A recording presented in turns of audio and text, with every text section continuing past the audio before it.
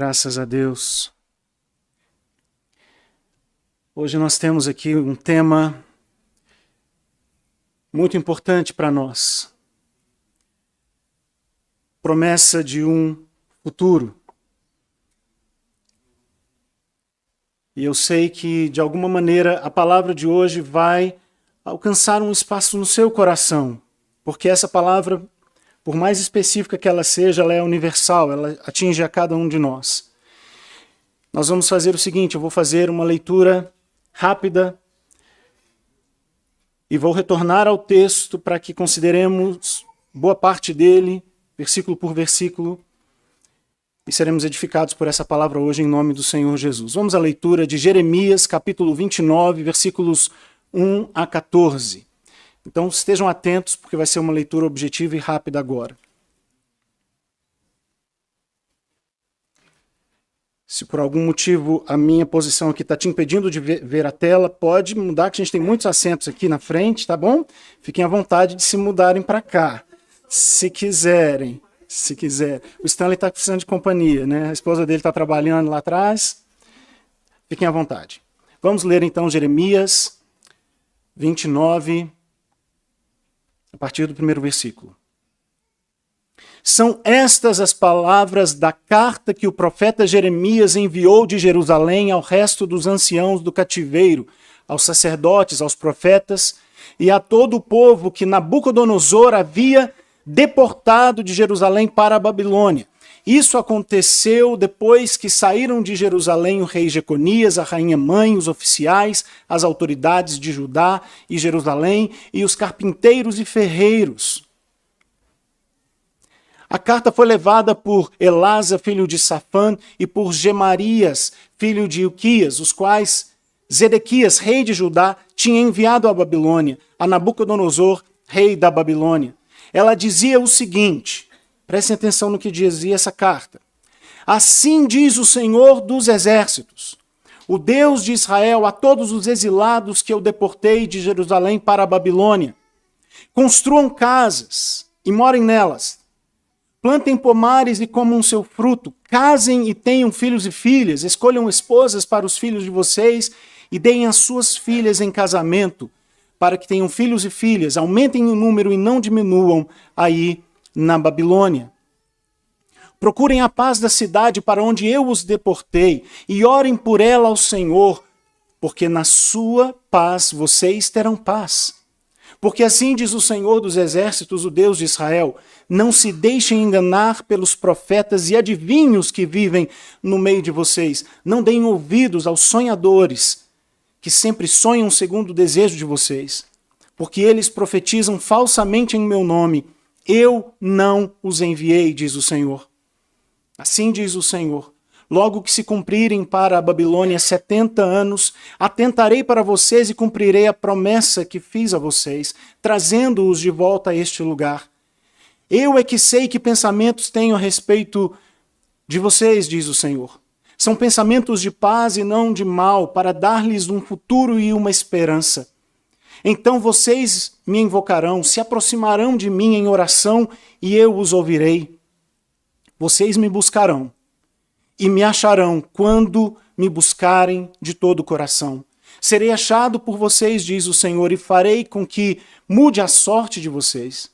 Eu os congregarei de todas as nações e de todos os lugares para onde os dispersei, diz o Senhor, e trarei vocês de volta ao lugar de onde os mandei para o exílio. Fechem seus olhos por um instante para orarmos.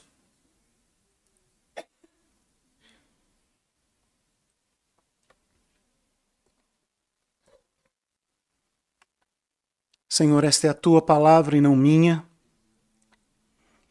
E é pelo teu Espírito que nós podemos compreender o que ela tem a nos ensinar nesta noite. Fala conosco. Edifica cada um entre nós. Dá ânimo ao que está cansado, disposição para receber a palavra. E, acima de tudo, que corações aqui sejam trabalhados pela mensagem do Senhor. Que o nosso coração seja hoje mexido, restaurado para a glória do Senhor. Em nome de Jesus. Amém. Promessa de um futuro. Hoje nós vamos, obviamente, falar sobre o exílio. Vamos ter uma reflexão aqui entre nós sobre o exílio babilônico, o tempo em que o povo de Deus foi levado cativo. Um episódio que todos vocês, de uma forma ou outra, já ouviram falar. E antes que você comece a se distrair e perca o interesse, eu quero te fazer uma pergunta. Você já se viu em alguma situação indesejada em que você se pergunta o que eu estou fazendo aqui? Como eu pude chegar a esse ponto na minha vida? Você já se perguntou isso em algum momento? Sendo mais específico, talvez você um dia já tenha se perguntado como que o meu casamento chegou nesse ponto? Meu relacionamento está como uma terra estranha com meu próprio cônjuge. A gente não se reconhece mais. A gente está numa situação difícil. Tem uma crise acontecendo. Outro exemplo, você já se viu numa situação em que você olha para a igreja e se pergunta, mas e essa igreja? Essa igreja não se parece com a igreja que eu gostaria de ter como minha. Eu gostaria que fosse diferente. Tudo parece estranho, tudo parece diferente. Todos nós já nos vimos, de uma forma ou de outra, em momentos, situações emocionais, em que nós nos sentimos no lugar onde a gente não queria estar. Não queria que fosse assim. Não queria que a criação dos meus filhos fosse desse jeito. Não queria que eu estivesse passando por esse momento, essa dificuldade. O exílio, irmãos, ele serve para todos nós como uma metáfora. Uma metáfora para situações da nossa vida em que nós nos encontramos em lugares onde não gostaríamos de estar. Quando somos tirados de um lugar para o outro e passamos a sentir falta do que perdemos. Quando nós sentimos falta daquilo que nos é familiar, o espaço conhecido, o lugar de culto conhecido. A gente pode sentir falta dessas coisas. Mas existem perdas ainda mais significativas do que de um endereço de igreja. Às vezes a gente perdeu alguém. Às vezes a gente perdeu um ente querido. E a gente se vê num momento da vida em que falta alguma coisa. Às vezes a gente está num lugar em que a gente sente falta de referências. Líderes com os quais nos identificamos que já não estão aqui mais, foram embora.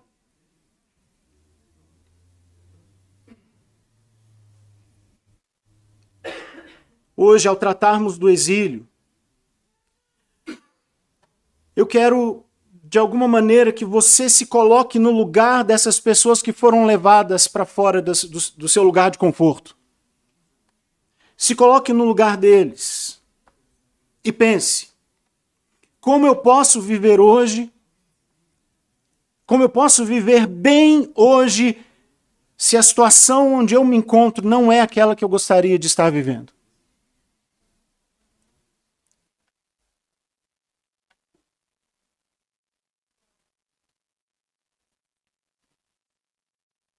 Talvez não seja o seu caso, mas até mesmo viver na Nova Zelândia tem sido uma experiência de autoexílio para muitos estrangeiros como nós. Eu já testemunhei pessoas que já perderam a graça e a alegria de estarem aqui. Perderam suas economias, não alcançaram seus objetivos, não sabem mais como retroceder e se perguntam, o que eu estou fazendo aqui? E ao estudarmos esse texto, eu gostaria, e eu peço a Deus, que você encontre respostas. Que você encontre uma esperança que talvez hoje está faltando para você.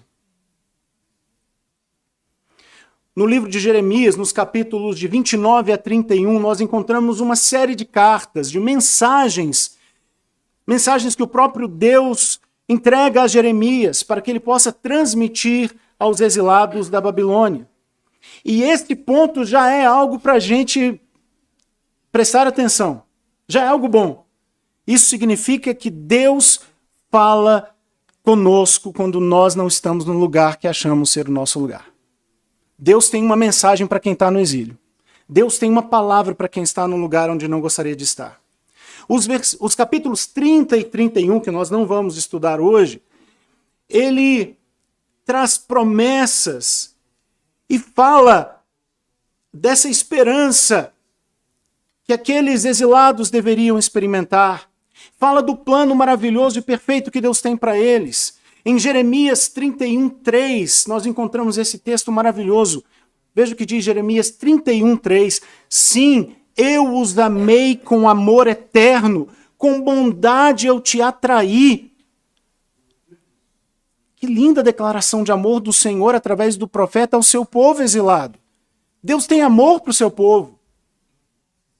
Mas antes do povo chegar a receber essas palavras belíssimas, o povo precisa de um choque de realidade. E é isso que acontece no capítulo 29. O povo que fora levado há pouco para o exílio já estava ouvindo falsos profetas. Homens que se levantaram na Babilônia para transmitir a eles uma falsa esperança. A esperança de que em 2 anos o exílio chegaria ao fim. E isso está no capítulo 28, anterior ao capítulo que nós lemos hoje. No capítulo 28 nós encontramos um homem chamado Ananias, um profeta, que dizia que o jugo da Babilônia seria quebrado em 2 anos e que os exilados voltariam à sua terra natal. Que palavra boa! Que palavra ótima! O exílio será breve. Rápido voltarão para casa. Isso é o que dizia Ananias. Ananias, não o Senhor. Veja o que Jeremias teve que dizer para o outro profeta. Jeremias 28:15. Prestem atenção. O profeta Jeremias disse ao profeta Ananias: escute bem, Ananias. O Senhor não o enviou, mas você fez com que o povo confiasse em mentiras. Por isso, assim diz o Senhor, eis que eu o expulsarei da face da terra, você morrerá ainda este ano, porque pregou rebeldia contra o Senhor. E o profeta Ananias morreu naquele mesmo ano, no 7º mês.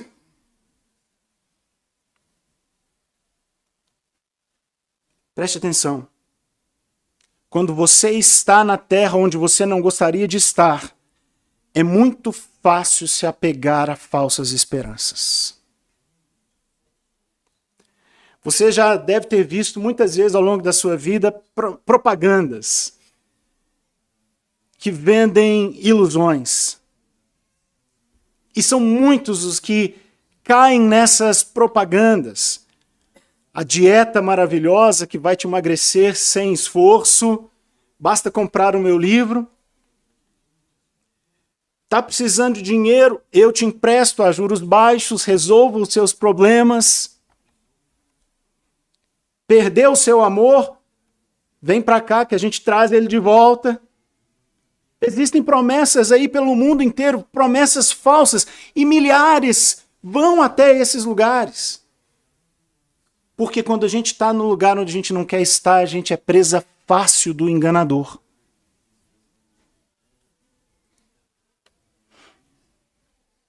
E esse é um aviso para nós hoje. Nós vivemos num tempo em que precisamos estar muito atentos ao problema da falta de centralidade doutrinária na palavra de Deus, centralidade de Cristo no ensino. 2 Timóteo 4:3 diz assim: 2 Timóteo, lá no Novo Testamento, capítulo 4, versículo 3 diz: pois virá o tempo em que não suportarão a sã doutrina. Pelo contrário, se rodearão de mestres segundo as suas próprias cobiças, como que sentindo coceira nos ouvidos. Este texto nos remete à ideia, a mesma ideia que encontramos em Jeremias. O povo dando ouvidos a quem falava para eles que o cativeiro seria rápido, seria uma experiência indolor. É apenas um período de férias que vocês estão aí. Daqui a pouquinho vocês estão de volta. Não preocupa, não. Então, quero deixar uma coisa clara para você. Não importa em qual lugar emocional você esteja. Você não vai sair do lugar para onde o próprio Deus te levou, a menos que Ele te tire de lá. Não caia em falsas esperanças. Você pode tentar vencer a solidão com envolvimentos amorosos estranhos, contrários à palavra de Deus, prazeres fugazes. Você pode tentar vencer a sua solidão com falsos amigos. Mas se Deus está permitindo que você sinta um vazio dentro de você, não tente preencher com nada além dele mesmo. Só Deus preenche o seu vazio. Não caia em falsas ilusões. As drogas, o vaping, o sexo fácil que o mundo oferece, nada disso vai preencher o vazio do seu coração. E se você tem um vazio, volte-se para Deus. Essa é a minha palavra para você hoje, se você está nessa situação. Jeremias vai deixar bem claro qual é o plano de Deus. Eu quero voltar aqui no versículo 4. Veja o versículo 4. Assim diz o Senhor dos exércitos, o Deus de Israel, a todos os exilados que eu deportei de Jerusalém para a Babilônia. Uma pausa aqui. Quem que os deportou?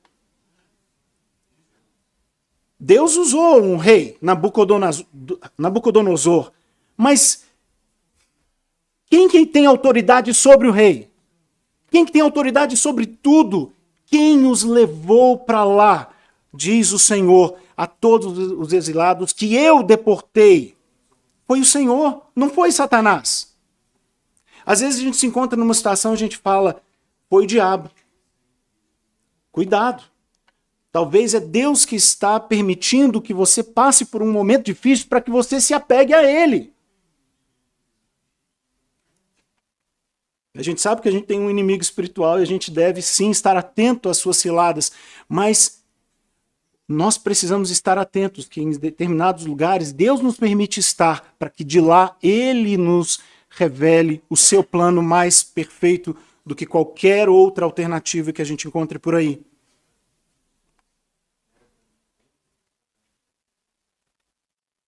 E é por isso que o erro dos falsos profetas era tão terrível. Porque eles estavam agindo contra a vontade soberana de Deus. Deus dizia não e o falso profeta dizia sim.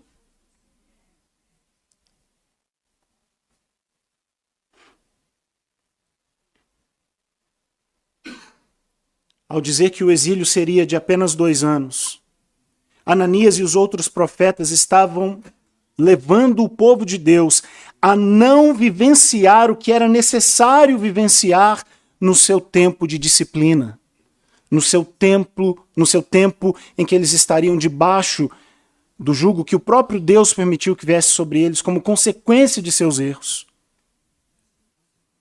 As palavras dos falsos profetas poderiam ter um efeito de fechar aquele povo exilado em sua própria situação.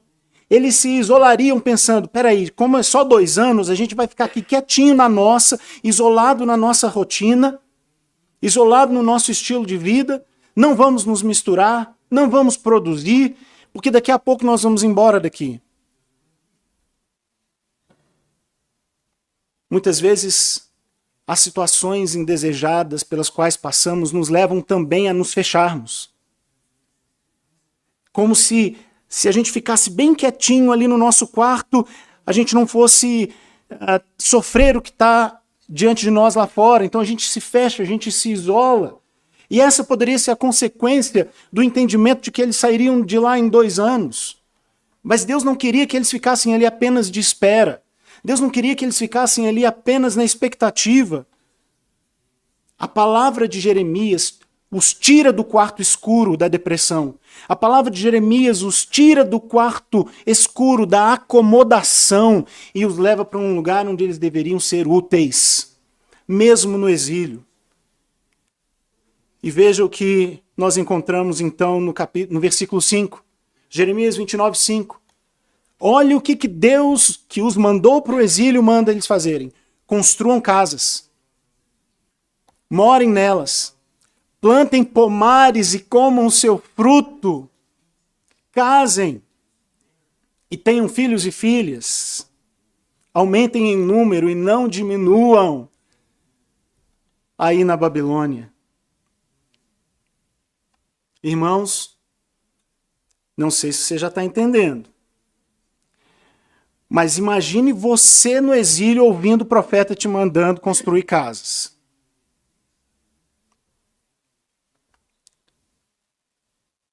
Imagine você ouvindo isso. O quê? Esse Jeremias está maluco. O Jeremias enlouqueceu. Eu vou construir casa onde eu não quero viver?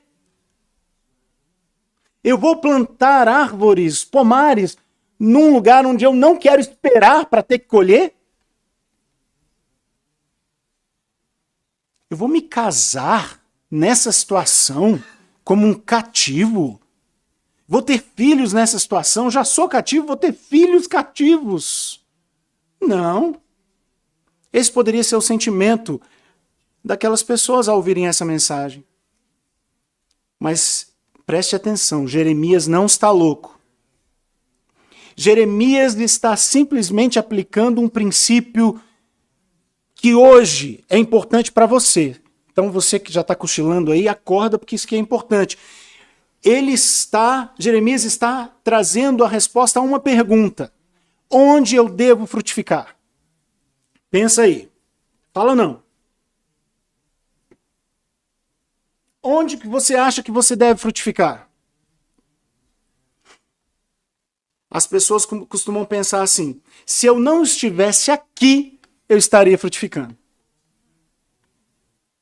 Se eu estivesse longe desse lugar, dessa situação, dessas pessoas, se eu me mudasse, aí sim eu ia frutificar. Eu ia dar muito fruto. Ah, se a minha igreja fosse outra, eu ia ser tão frutífero. Ah, se o meu pastor fosse outro, minha vida espiritual seria tão melhor. Se eu tivesse nascido em outra família, quem sabe uma família mais rica, minha vida ia ser tão boa e eu poderia contribuir no reino, poderia ofertar, poderia frutificar. E aí a gente tem vários sis, né? Ah, se eu fosse mais inteligente. Ah, se eu fosse mais bonito. Se eu tivesse um trabalho melhor. Se você está esperando o tempo mudar para você plantar e colher, você nunca vai plantar. Se você está esperando ser outra pessoa, viver outra realidade para dar frutos, você nunca vai dar frutos. Porque a resposta a essa pergunta, onde você deve frutificar? Segundo o raciocínio do profeta, você deve frutificar onde Deus te colocar. Quantos estão acompanhando a mensagem aqui? Tá dando para ouvir? Onde você estiver. Se Deus te levou para a Babilônia, e nós vimos que foi Deus, é ali que você tem que dar frutos. Se Deus te deu uma família complicada, é ali que você tem que mostrar o fruto do Espírito. Se você tem um cônjuge difícil, é nesse relacionamento que você deve demonstrar o amor de Deus. Perdoar como Cristo perdoa. Cuidar como se deve cuidar dentro de um relacionamento. Não adianta tentar mudar. Ah, agora eu vou mudar. E tem gente que já está no 9º casamento tentando encontrar a pessoa certa, mas não vai. Porque é onde você está, não importa com quem seja, é com quem você tem um laço e o compromisso, é ali que você tem que trabalhar pela restauração, é ali que você tem que trabalhar para que as coisas mudem. As coisas não vão mudar simplesmente porque você mudou de parceiro. As coisas mudam quando você muda de atitude. E o que me chama a atenção nesse texto, e talvez chamou a sua atenção também, é o fato de que Deus os manda casar e ter filhos. Pense comigo, ter filhos é um dos maiores sinais de esperança que se pode dar aqui nesse mundo. Esperança. Por outro lado, um dos mais contundentes sinais da falta de esperança no mundo, nas sociedades, é o declínio vertiginoso da taxa de natalidade. Você já viu isso? Você já percebeu que no mundo inteiro, não importa quão ricos sejam os países, as sociedades nunca foram tão prósperas, mas a gente descobriu um jeito de evitar filho. Lá pela década de 50, 60 se descobriu, e aí a gente, de repente, perdeu a esperança no mundo. Agora ninguém quer mais ter filhos.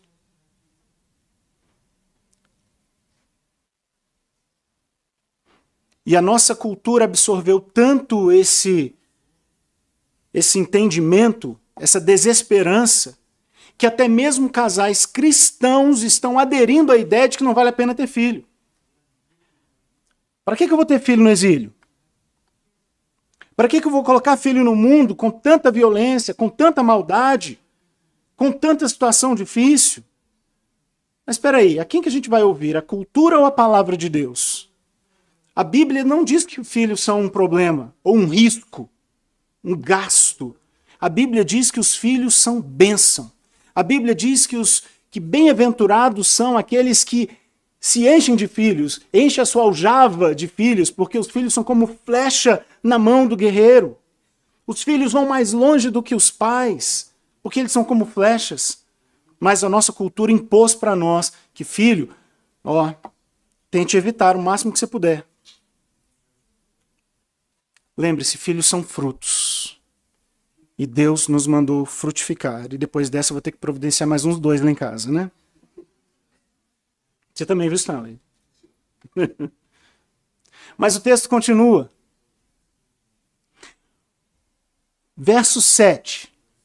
Procurem a paz da cidade, para a qual eu os deportei, e orem por ela ao Senhor, porque na sua paz vocês terão paz. Na paz da Babilônia vocês terão paz.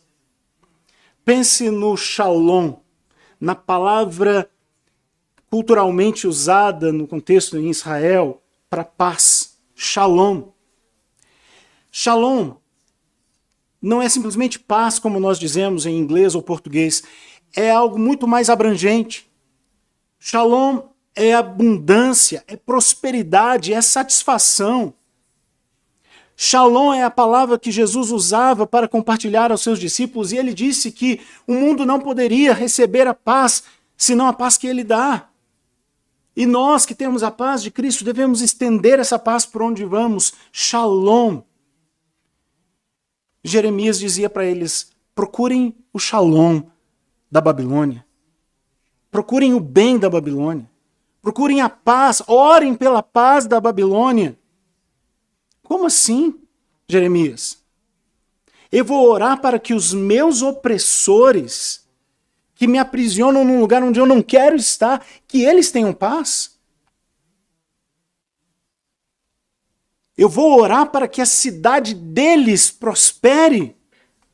A resposta é, claro que sim, porque você está nela. Só um louco vai orar para o barco afundar quando a gente está amarrado no mastro do barco. Se você está preso naquela realidade, então ore para que seja uma realidade melhor. Na prosperidade deles está a sua prosperidade. No desenvolvimento daquela cultura, daquela nação, está o seu benefício. Quando Deus nos leva para situações ou lugares onde nós não gostaríamos de estar, nós temos o dever bíblico e cristão de nos esforçarmos para tornar aquele lugar um lugar melhor. Me desculpe hoje citar a igreja, porque nós somos corpo, nós somos igreja, e a mensagem ela precisa ser relevante para nós. Talvez a igreja não seja o que você gostaria que ela fosse. A minha pergunta é, de que maneira você tem trazido paz, shalom para essa igreja? De que maneira você tem ajudado o crescimento dessa igreja? De que maneira você tem feito essa igreja prosperar?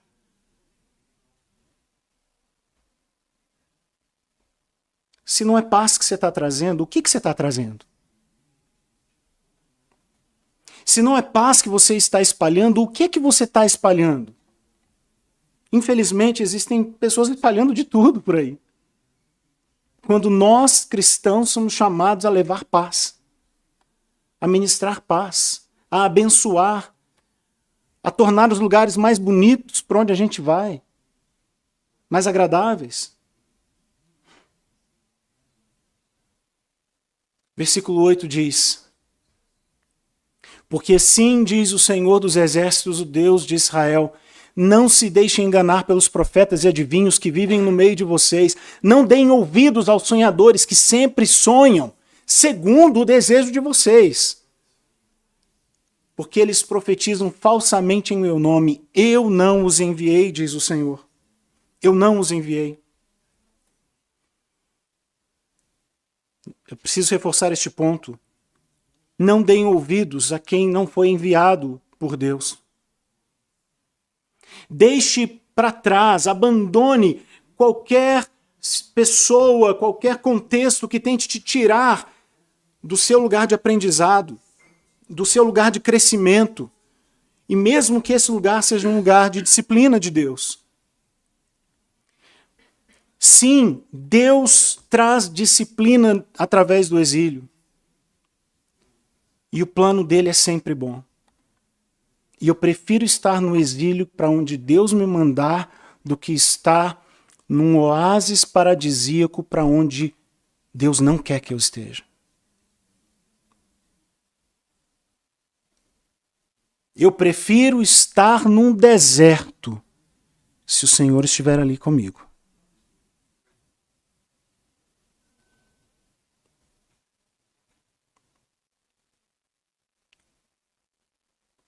Porque a disciplina de Deus, ela tem data para acabar. E Ele é fiel. O versículo 10 diz: assim diz o Senhor, logo que se cumprirem para a Babilônia 70 anos, atentarei para vocês. Quantos anos, irmãos? Tem certeza que não são 2? 20? 70, irmãos.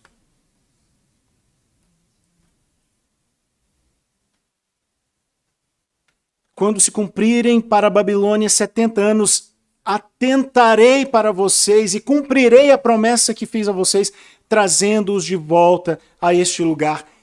Versículo 11, eu é que sei. Repita comigo em voz alta essa expressão. Eu é que sei que pensamentos tenho a respeito de vocês, diz o Senhor. Vamos parar aqui por um instante. Ele é que sabe, não os falsos profetas.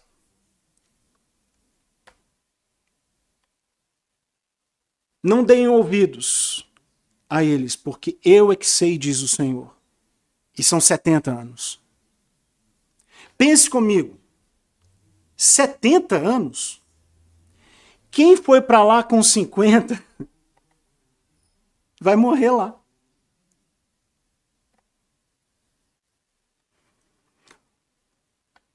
Eles não vão ver Jerusalém de novo.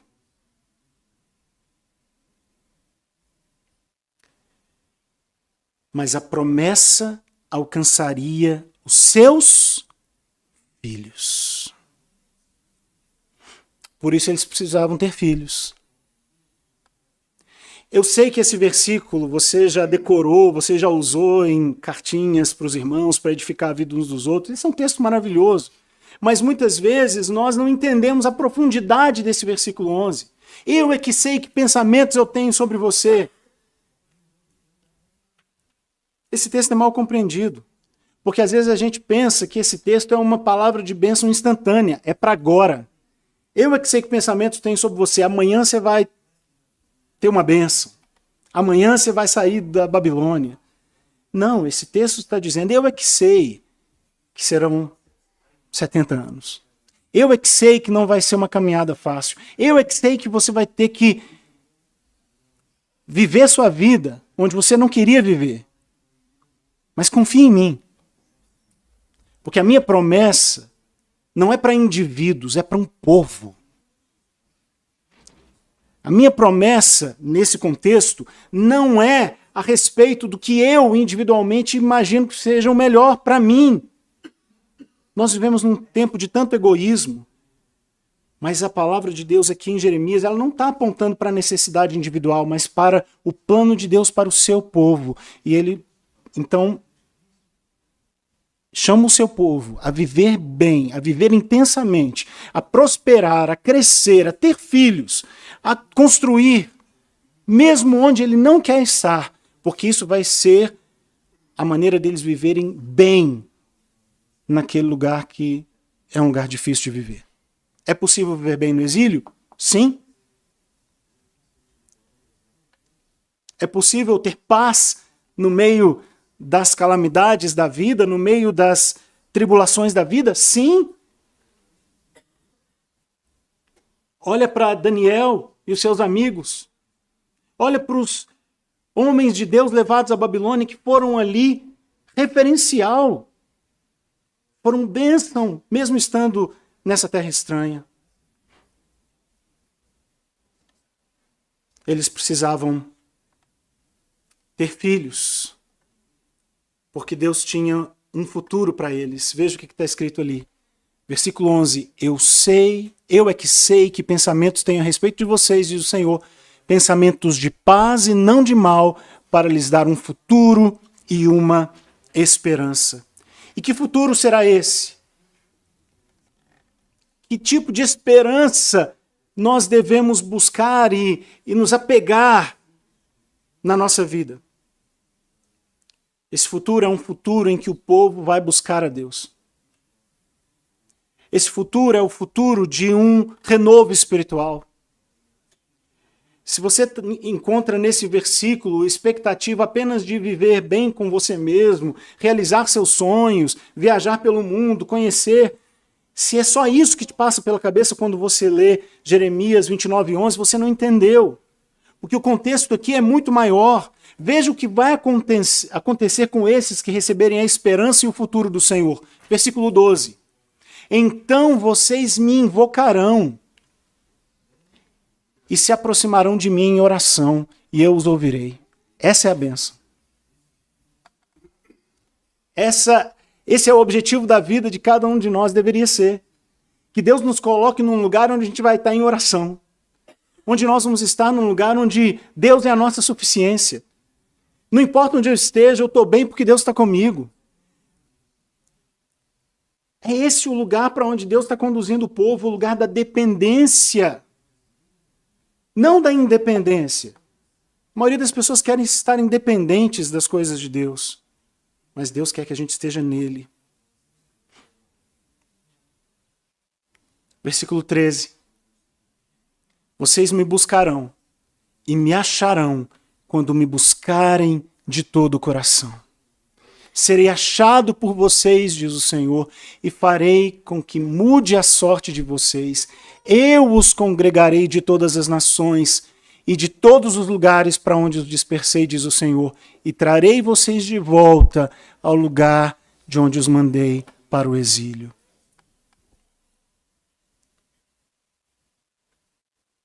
Essa é a bênção. É ser povo de Deus. É estar congregado debaixo das asas do nosso Deus, protegido por Ele. Eu conheço preciosos irmãos que estão num exílio hoje. No exílio de uma dor incurável. No exílio de uma cadeira de rodas. No luto por um filho que já não está presente.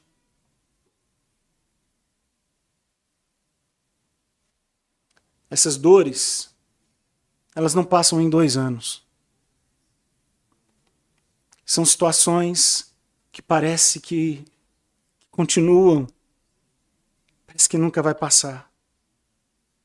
Mas quando nos apegamos no Senhor, quando encontramos nele a nossa esperança, quando ele é a razão da nossa vida, quando nós o buscamos de todo o coração, nós encontramos nele aquilo que filho não pode dar, aquilo que saúde não pode dar, aquilo que o cônjuge não pode dar. O Senhor é a plena satisfação que todos nós precisamos. O nosso futuro está garantido.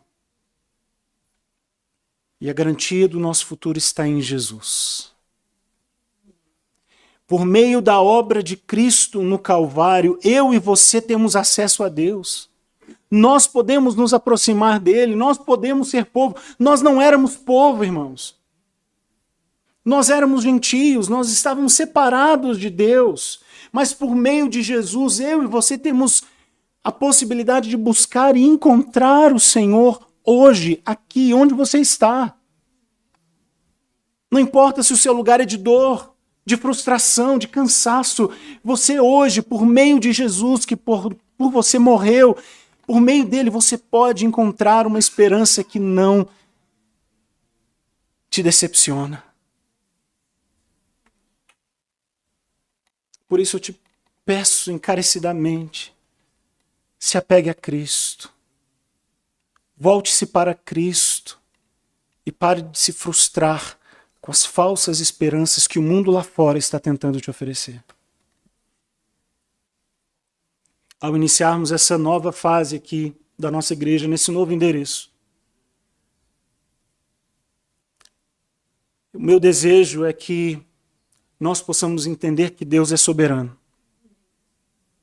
Deus está nos trazendo para cá e Ele está nos permitindo viver aqui.